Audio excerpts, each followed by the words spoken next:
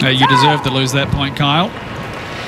Two chances to come forward there, especially on that first forehand. Novak was falling over 20 feet behind the baseline. That should have been an overhead in the air, and then he should have even come in on that last one. Why didn't he crunch that overhead?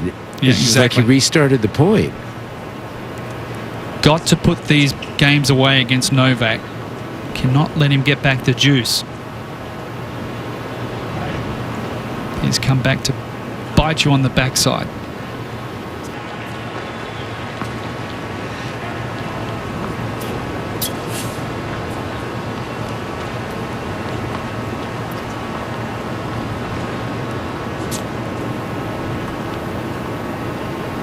It was funny to hear Medvedev talk to us the other day after his win against Rublev, because they played against each other in the juniors growing up in Russia.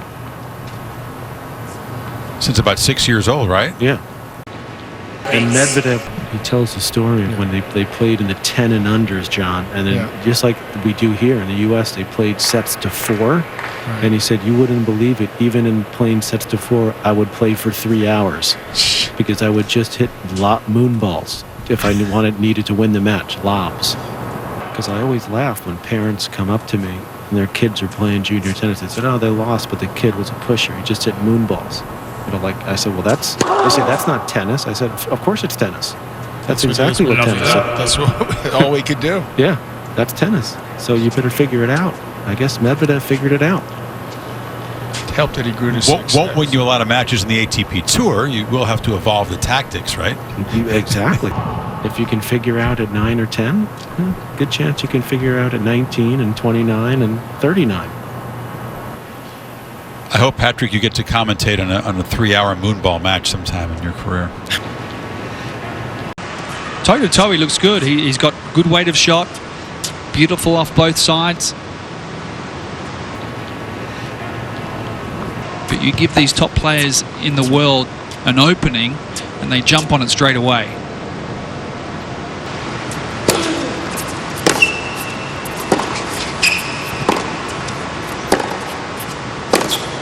There.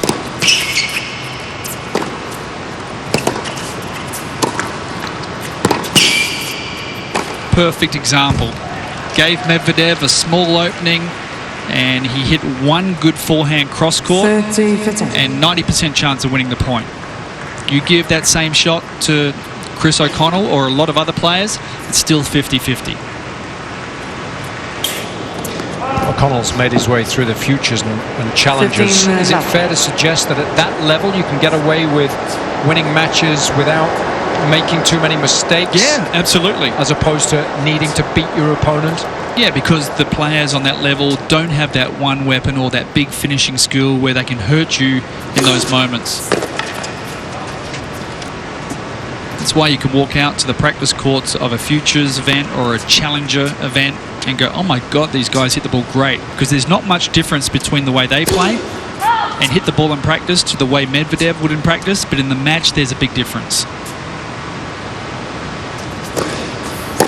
But that's normal. We're talking about the majority of tennis players. When we speak about Medvedev, we're talking about one of the few players in the world that has the ability to do everything.